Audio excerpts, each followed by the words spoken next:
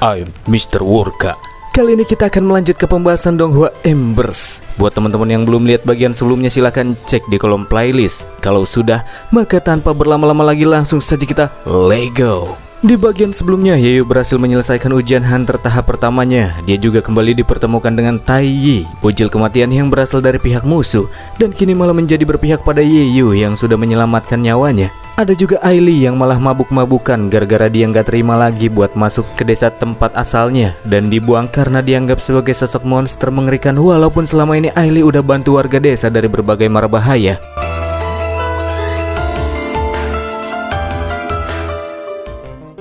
Kita bakalan dibawa ke Manor Leiling, tempat tinggal Lucifer. Pada saat itu Lucifer dapat kabar dari Yizhao, anak buahnya, kalau sampai saat itu dia masih belum bisa menemukan Tai Yi, padahal dia sudah mengerahkan semua Dark Puppet yang terdapat di sekitar kota Embers. Hal ini tentu saja membuat Lucifer tidak senang, namun dia akan memberikan kesempatan terakhir buat Yizhao untuk bisa menemukan Tai Yi bagaimanapun caranya. Keberadaan Tai Yi yang menyimpan data tentang Project Qingluan sangat dibutuhkan. Jika tak ada data tersebut, maka Lucifer tidak akan pernah bisa memulai proyek besar tersebut. Sementara itu di sebuah kabar, Li Hua yang didapati punya hubungan sama Huo-er, pemimpin departemen biologis yang nampaknya jadi mata-mata di dalam Hunter, melakukan pertemuan dengan sekretaris penguasa kota Embers, Lian Chang. Dalam tes otak sebelumnya, alasan kenapa niatan tersembunyi Li Hua sebagai mata-mata tidak ketahuan oleh para Hunter itu karena dia pakai penghambat syaraf yang dikasih sama Huo-er supaya dia bisa lolos tes. Mengingat Frost All Hunter di masa lalu punya hubungan sama Suo Qishi, Lian Chang tanya apakah Li Hua dapat informasi tentang Project Qingluan dari pangkalan Hunter. Li Hua kasih tahu kalau dia nggak ketemu data-data terkait Project Qingluan dari sana. Hanya saja dia menemukan seseorang yang sangat mencurigakan, dan itu adalah Yeyu. Selain punya kekuatan besar, serangan Yeyu juga mengandung panas suhu tinggi yang bisa bikin kulit melepuh. Yeyu punya karakteristik yang menunjukkan kalau dia memiliki tubuh Qingluan, meskipun semuanya masih sekedar asumsi yang belum meyakinkan. Ketika melihat daftar nama hunter dari batch terbaru yang dikasih Lian Chang, setelah mencari-carinya, Li Hua menemui kejanggalan karena di sana sama sekali tidak ditemui daftar nama dan data terkait dengan Yeyu. Sebelum pergi dari sana, Lian Chang nyuruh Li Hua buat bawa Yeyu kepadanya bagaimanapun caranya. Lebih baik salah tangkap daripada tak mendapatkan apa-apa menurut cewek tersebut.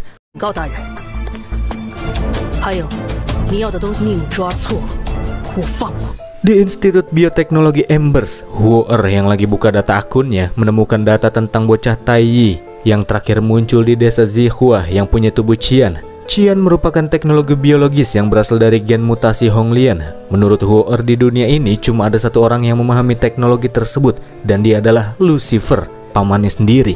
Nana yakin jika insiden penyerangan di gerbang masuk kota Ember sebelumnya pasti ada juga kaitannya sama Lucifer. Namun terdapat tujuan lain yang disembunyikan dalam aksi penyerangan tersebut selain untuk menjatuhkan kota Embers. Nana kemudian disuruh pergi ke desa Zihua buat nyari bocah Tai Yi, sementara Huo-er akan pergi menemui pamannya. Di malam itu, Tang Xiaokui pas datang ke klinik melihat ada motor pink yang lagi parkir di depan kliniknya. Itu punya Nana yang sudah menunggu di dalamnya, santuy-santuyan sambil main game. Nana nampaknya sangat fokus pas lagi main game.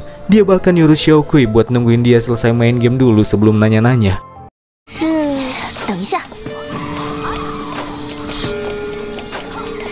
Tujuan Xiaokui saat itu adalah mengamankan data Project Qingluan di dalam SSD data punya musuh yang tergeletak di depan komputernya. Pas mau ambil itu, tiba-tiba Nana mengatakan kalau dia mau nangkap buronan yang kabur dari Embers. Xiaokui awalnya berdalih kalau dia sama sekali nggak ngerti apa-apa dan nggak tahu apa yang dimaksud buronan sama Nana. Tapi dia nggak bisa ngelak pas Nana menggunakan kemampuan pelacak jejak, membuatnya bisa memproyeksikan Tai Yi yang sempat mendapatkan perawatan di dalam klinik tersebut.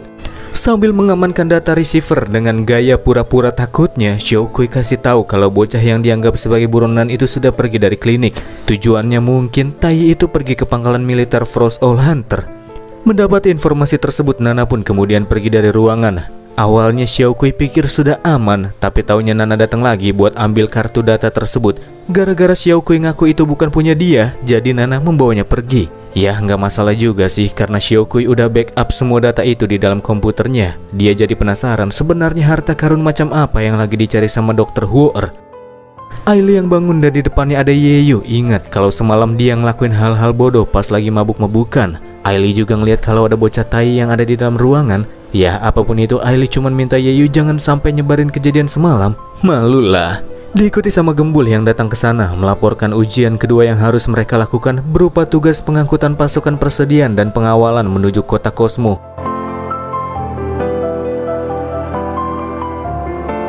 Di area pinggiran bukit, Gembul agak gelisah karena ujiannya malah disuruh menunaikan misi yang cukup berbahaya. Nang-nang saja, kata Yeyu, mereka paling-paling cuma dapat tugas receh-receh. Yang berat-berat bakalan dikerjain sama para hunter resmi di belakang mobil mereka. Dalam misi tersebut, Yeyu satu tim sama Gembul, Aili, dan Lihua. Sangat kebetulan sekali karena Yeyu kenal sama mereka semua.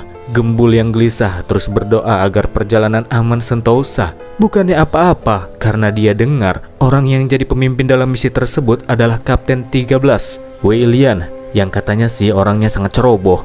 Tepat di saat yang sama, Yeyu dan timnya yang dianggap sebagai hunter magang disuruh buat meriksa jalan di depan sama si kapten. Mereka mesti pergi meriksa salah satu jalan bercabang yang ada banyak dark puppetnya.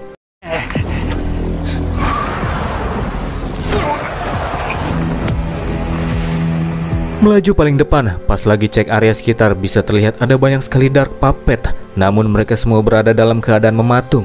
Karena ada jalan yang ditutupi oleh reruntuhan, mereka pun pada turun untuk memeriksa keadaan. Melihat situasi mengerikan terdapat banyak dark puppet di mana-mana, Gembul menganggap kayaknya mereka cari jalan lain saja. Justru itu lebih berbahaya, kata Yeyu. Pinggir bukit ini adalah jalan alternatif. Memang banyak dark puppet di sana. Tapi kalau mereka lewat jalan utama, mereka harus memasuki kota. Dan sudah pasti dark puppetnya malah jauh lebih banyak di tempat tersebut. Lihua yang tiba-tiba dorong salah satu dark puppet jelasin ke Gembul kalau makhluk-makhluk itu dikendalikan oleh virus nano. Dan mereka hanya akan aktif ketika menerima sinyal ion. Jadi jangan khawatir. Tapi kata Aili, mereka harus tetap waspada karena bukan cuma sinyal ion, panas juga bisa dapat merangsang para boneka-boneka itu. Terlebih sebagai para pemula, mereka nggak bawa perlengkapan yang mumpuni buat lawan para dark puppet dalam jumlah besar. Jadi mereka mesti tetap hati-hati. Setelah mengecek area sekitar dengan Aili yang melihat kalau jalan alternatif itu sudah nggak bisa dilewatin, mereka pun bersiap untuk kembali dan memberikan laporan. Hanya saja sebelum naik ke mobil, situasi jadi horor pas badai Ion Sphere tiba-tiba muncul di langit. Selain melepaskan guntur ke permukaan, badai tersebut juga menghidupkan kembali para boneka-boneka kegelapan yang ada di tempat tersebut.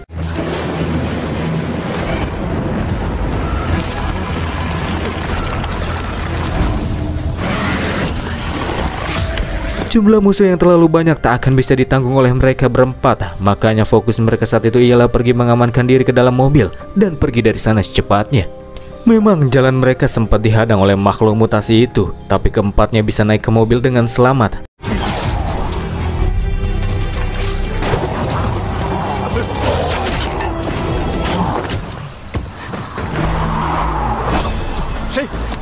Mereka juga sempat dibikin kaget gara-gara kemunculan Tai yang tiba-tiba dari atas mobil. Beralih ke Manor Lucifer dengan Huor yang sudah sampai di sana. Dia ditemanin sama Jiang Huan, kapten prajurit Dragon Kota Embers yang bertugas untuk melakukan perlindungan. Huor yang datang mendapatkan sambutan secara langsung dari Lucifer di arah pintu masuk. Ketika dibawa masuk ke dalamnya, pandangan Huor terfokuskan pada sebuah tanaman yang disebut sebagai tanaman red green di kebun Lucifer. Sebelum akhirnya Lucifer menjelaskan, untuk membuat red green bisa beradaptasi dengan dunia setelah dilanda bencana, dia melakukan beberapa perbaikan terhadap gen dari tumbuhan tersebut yang membuatnya menjadi sangat kuat dan bisa tumbuh di lingkungan saat ini. Huor merasa khawatir dengan apa yang dilakukan sama pamannya, sebab campur tangan Lucifer terhadap tumbuhan yang bermutasi dan dianggap sudah melewati batasan akan memunculkan respons berantai dari seluruh ekosistem dan membuatnya kehilangan kendali serta membahayakan manusia, seperti apa yang telah terjadi ketika manusia mengembangkan zat penyesuai mikro.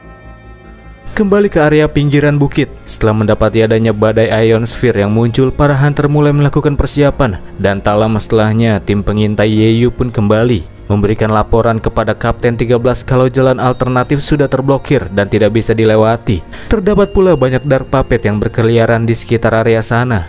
Kini hanya tersisa satu jalan, yakni jalan utama. Cuman masalahnya jika mereka melewati jalan utama kota, akan ada lebih banyak dark puppet yang terbangun bila melihat badai Ion Sphere yang semakin lama semakin meluas. Pilihan terbaik bagi mereka adalah kembali dan menunda misi sampai situasi kembali kondusif. Tapi siapa sangka, sang Kapten 13 Wei Lian tetap memaksa untuk melanjutkan misinya. Mereka akan melewati jalan utama, memasuki kota Praja dengan alasan jika orang yang menyalurkan pasukan persediaan akan menunggu di sekitar area jembatan layang yang ada di kota tersebut. Karena waktu mereka sedikit, mereka akan langsung bergerak sebelum badainya semakin meluas. Benar kata si Gembul, Kapten 13 sangat tidak bijak dalam mengambil keputusan.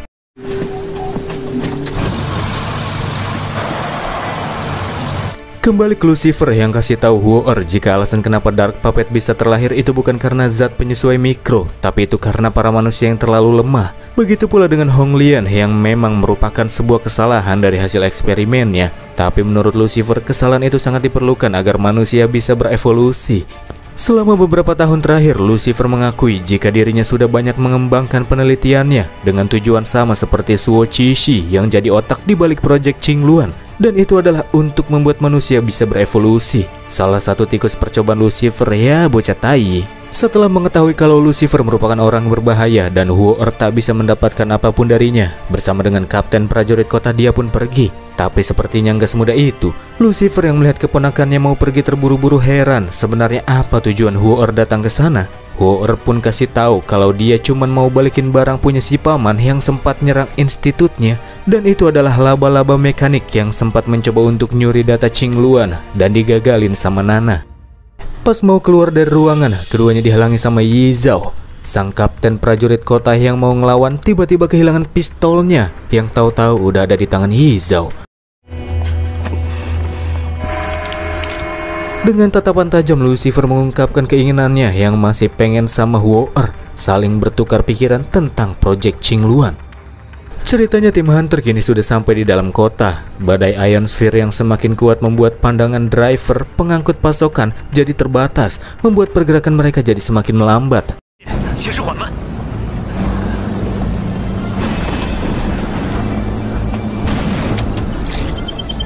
Bukan hanya badai yang harus mereka waspadai, tak lama setelahnya muncul pula para Dark Puppet yang melakukan penyerangan. Mulai dari sinilah mereka harus bertahan dari penyerangan makhluk mengerikan yang jumlahnya sangat banyak itu.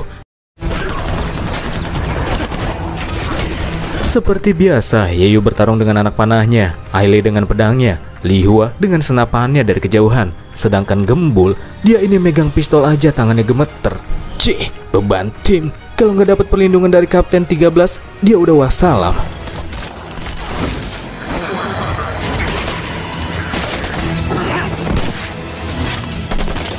Pergerakan mereka yang terlalu mencolok membuat para Dark Puppet di seluruh kota mulai berkumpul ke arah mereka. Badai ionosphere memang tampak sudah mulai mereda, hanya saja situasi mereka makin gawat karena benar saja para Dark Puppet dalam jumlah besar sudah melakukan pengepungan. Gembul yang takut mati saranin buat mundur, tapi Kapten memilih buat terus maju. Dan untuk bisa meloloskan diri, para hunter magang ditugaskan buat mengalihkan gerombolan Dark Puppet tersebut. Misi bunuh diri yang ditugaskan Kapten 13 bikin Gembul tambah ngeri. Tapi dia langsung senang pas Yeyu bilang kalau Yeyu sendiri sudah cukup buat ngalihin makhluk-makhluk tersebut pada awalnya. Tapi pada akhirnya, Ailey nggak setuju buat ninggalin Yeyu sendirian. Sebagai tim menurutnya mereka harus tetap bersama-sama. Begitu pula dengan Li Hua yang setuju buat ikut dan jadi pengalih perhatian. Dan bikin si Gembul nggak punya pilihan selain ikut sama mereka.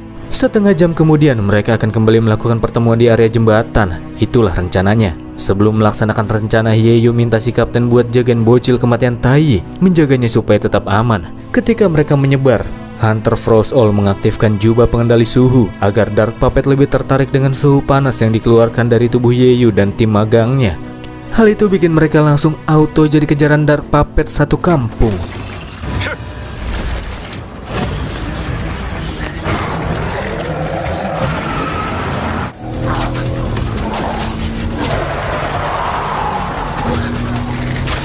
Di tengah jalan ada bangunan besar yang runtuh menutupi jalan setelah kena guntur. Bertindak cepat, Yeyu melepaskan boom arrow-nya buat buka jalan biar mobil mereka bisa lewat.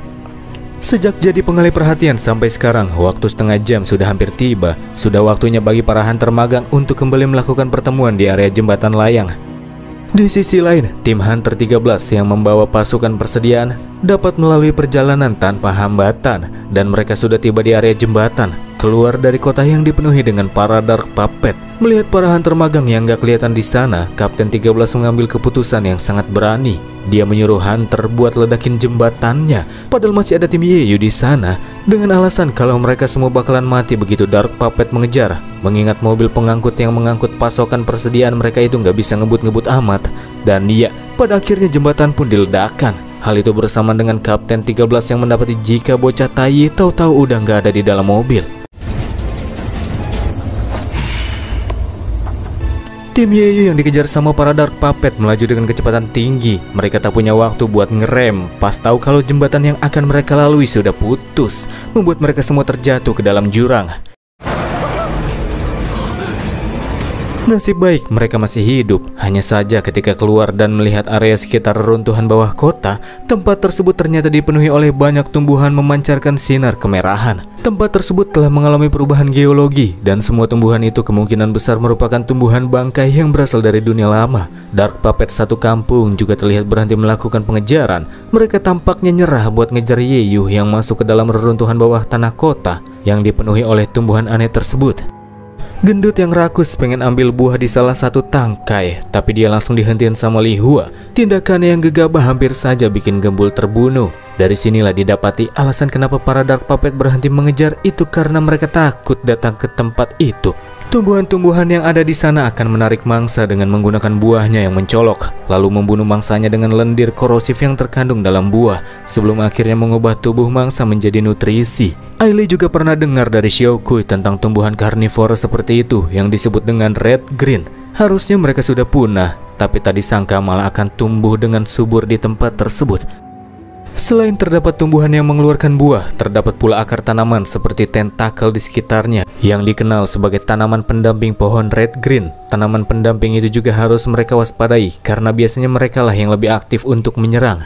Karena kondisi ekosistem yang dirasa sangat berbahaya, mereka pun mulai berpikir untuk mencari jalan keluar secepatnya, bergerak ke depan secara perlahan, berusaha agar tanaman pendamping tidak melakukan penyerangan. Gembul sangat kesal sama Wei Lian Kapten 13 yang udah ninggalin mereka, padahal udah jadi umpan daging, tapi malah mendapatkan perlakuan kurang pantas. Baru gerak sebentar, tanaman pendamping raksasa yang membuat medan berguncang pun muncul.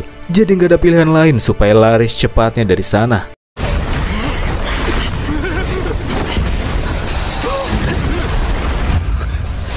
Yeyu yang bergerak di belakang melepaskan boom arrow, namun dia harus terjebak ketika tentakel-tentakel yang menganggapnya sebagai ancaman mulai menutupi jalannya. Pada situasi tersebut, Yeyu minta semuanya buat pergi saja dan jangan menunggunya. Gembul juga berpikir kayak gitu. Pada situasi krisis, Tai datang memberikan bantuan. Dia meluncur dengan tubuh kecilnya dan menerobos tumbuhan-tumbuhan yang menjebak Yeyu.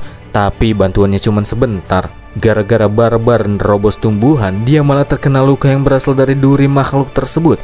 Luka yang membuat pandangannya mulai kabur dan sempoyongan. Tapi bagaimanapun juga berkat bantuan Tai lah, mereka semua termasuk Yeyu bisa beralih ke lokasi yang aman dari jangkauan serangan tanaman pendamping.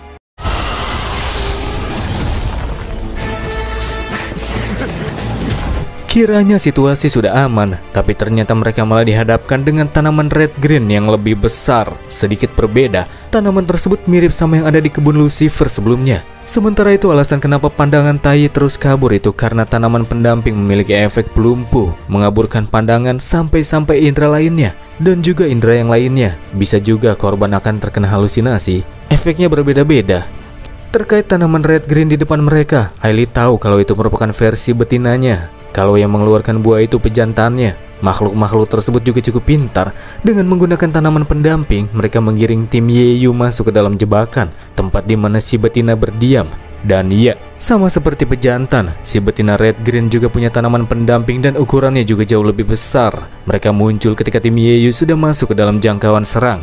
Melihat-lihat area sekitar, Li Hua melihat terdapat papan iklan yang menggantung di sekitar dinding reruntuhan yang bisa mereka gunakan untuk kabur dengan memanjatnya. Sementara Ailey menahan tanaman pendamping sebentar, sisanya mulai naik memanjat papan iklan. Yeyu di sana membantu rekan-rekannya memanjat ke atas dan akan menjadi orang terakhir yang naik.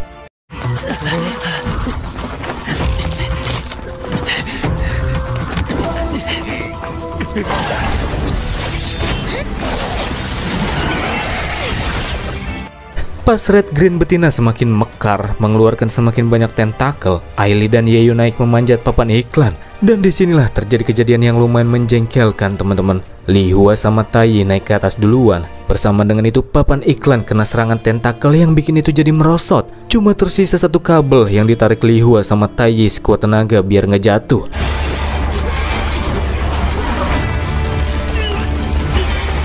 Gembul yang ngelihat kabel mau putus gara-gara di bawah Yeyu sama Ailey kena guncangan terus-menerus, pada akhirnya malah milih buat mutusin kabel bagian bawah yang nahan papan iklan sisi Yeyu buat manjat.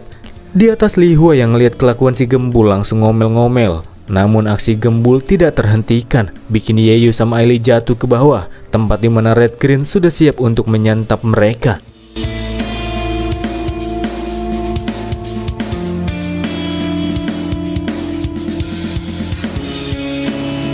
Sangat tanggung, tapi itulah pembahasan episode kali ini teman-teman. Gembul ini kayaknya halal buat dikampak guys. Dari awal muncul udah ngeselin dia ini, egois pula. Udah gitu dia cuma NPC yang bahkan namanya aja kita nggak dikasih tahu sama autornya guys. Kacau. Di bagian selanjutnya kita bakalan ngeliat Tai yang ngamuk-ngamuk gara-gara penyakit sindromnya mulai kumat. Pas lagi gelut ada Nana yang muncul di sana bawa Yeyu sama Tai yang bisa cewek tersebut tumbangkan. Pas kembali ke pangkalan Hunter, Boju kelihatan marah-marah gara-gara si Kapten 13 ninggalin Hunter magang, apalagi di sana ada Yeyu. Terus Ailey ngadu kalau Wei Lian juga hancurin jembatan demi misi. Kita juga dikasih lihat sama pemimpin Frost All Hunter yang pulang dari ekspedisinya guys. Sekian dari saya, terima kasih.